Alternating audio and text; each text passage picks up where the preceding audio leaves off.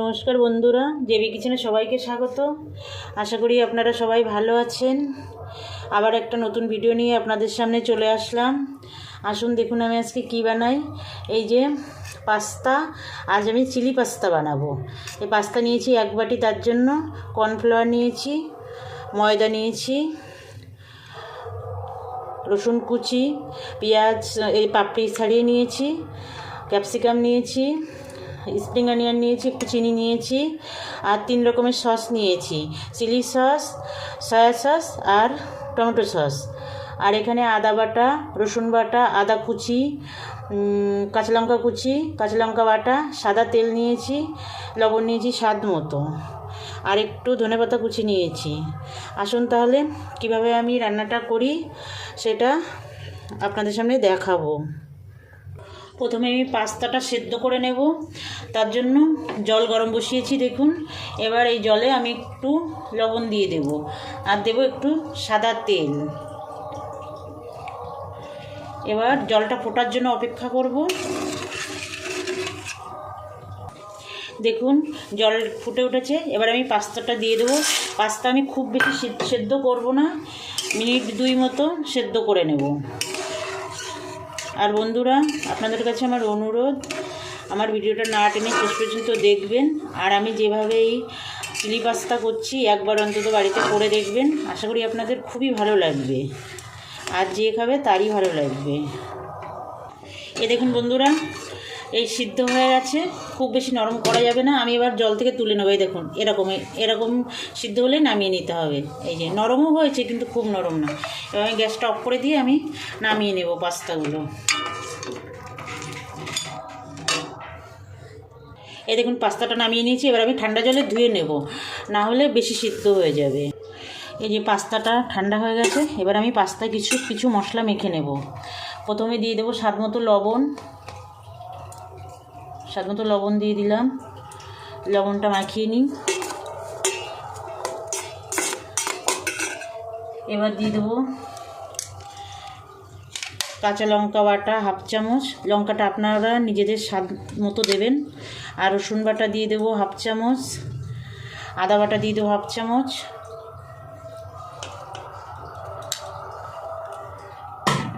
এবার এইগুলো প্রথমে সব সুন্দর করে মেখে নেব।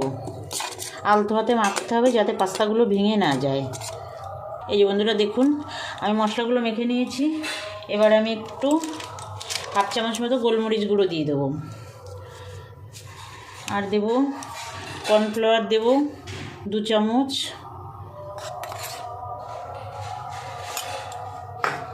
এক চামচ দেব ময়দা, 2 চামচ কর্নফ্লাওয়ার, 1 চামচ ময়দা।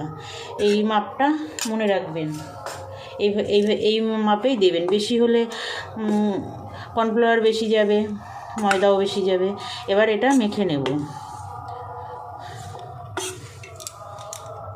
দেখুন বন্ধুরা, মাখানোর পরে এরকম হয়েছে। এবার ঢেকে 10 মিনিট রেখে দেব। এর মধ্যে আমি সসগুলো দিয়ে একটা ব্যাটার বানিয়ে নেব। প্রথমে সয়া সসটা দিয়ে দেবো, একটা বড় বাটি নিয়েছি, নাহলে সব কিছু একসঙ্গে করলে জায়গা কম হয়ে যাবে। তারপরে দিলাম চিলি সস। একবার বানাবেন বন্ধুরা, আশা করি আপনাদের খুবই ভালো লাগবে। এটা বানাতে খুব সহজ, খেতে খুব ভালো লাগে। আর এটা আপনারা টিফিন বলেন, জলখাবার কিংবা রুটি পরোটার সঙ্গে খেতে পারবেন। এগুলো মিশিয়ে নেব।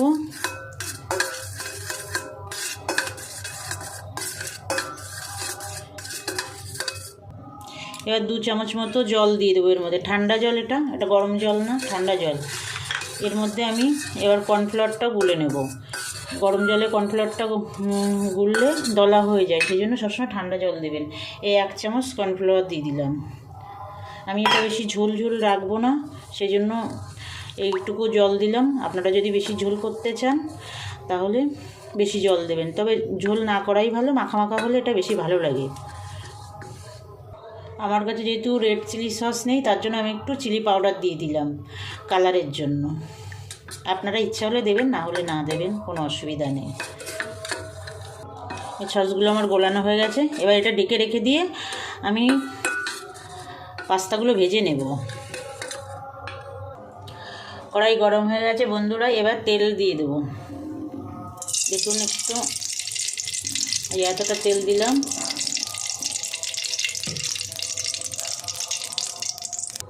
তেল গরম হয়ে গেছে, মিডিয়াম আছে পাস্তাগুলো ভেজে নেব। এরকম আলাদা আলাদা করে একটা একটা করে ছেড়ে দিতে হবে।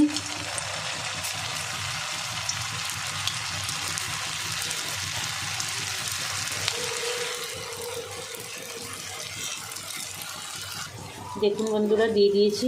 এবার আস্তে আস্তে করে উল্টে দিতে হবে। খুব আস্তে করা লাগবে না, এগুলো শক্তই আছে। মোটামুটি এইভাবে ভেজে নিতে হবে, খুব লাল করব না, মিডিয়াম লাল হলেই তুলে নেব, গোল্ডেন কালার হলেই তুলে নেব। দেখুন বন্ধুরা, ভাজা হয়ে গেছে, আমি এবার তুলে নেব। এটা আপনারা পকোড়া হিসাবে চা বা কফির সঙ্গেও খেতে পারেন, এটাও খুব ভালো লাগে, খুব মুচমুচে হয়। এই দেখুন বন্ধুরা, সবগুলো পাস্তা ভাজা হয়ে গেছে, আর এটাও তুলে নেব। কড়াইতে যেটা আছে সেটা তুলে নেব। এবার এই তেলের মধ্যেই আমি রসুন কুচি দিয়ে দেবো, আদা কুচি,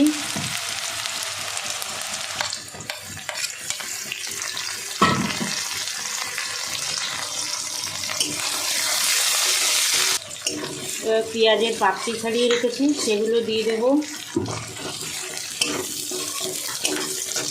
দিয়ে দেবো লঙ্কা কুচি,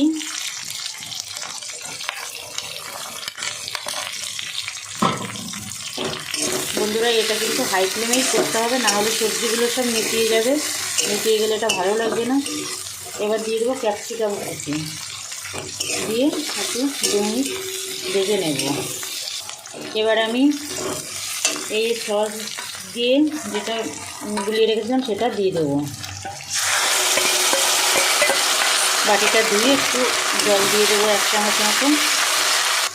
এর মধ্যে দিয়ে দেবো স্বাদ মতো লবণ।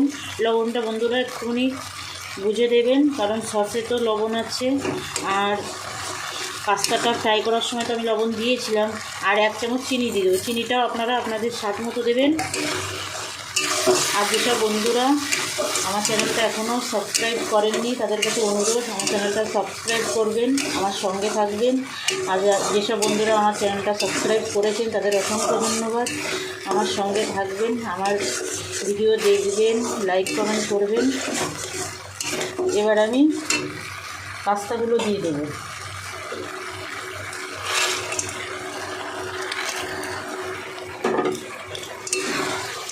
এটা একদম মাখা মাখা হবে বন্ধুরা।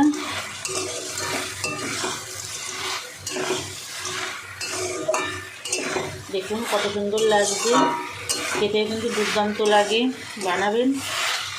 এবার আমি একটু স্প্রিং অনিয়ন দিয়ে দেবো, আর দিয়ে দেবো সামান্য একটু ধনেপাতা।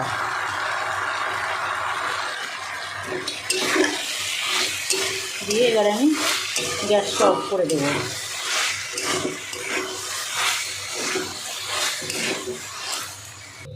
হয়ে গেছে বন্ধুরা, নামিয়ে নেব এবার। দেখুন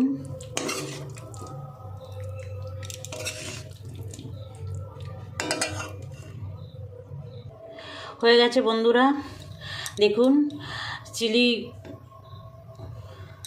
পাস্তা খুব সুন্দর। দেখুন দেখতে যতটা সুন্দর, খেতে আরও দুর্দান্ত লাগে। বানাবেন একবার, আপনাদের কাছে বানানোর অনুরোধ রেখে আজকের ভিডিওটা শেষ করছি। আবার দেখা হবে নতুন কোনো ভিডিওয়। নমস্কার।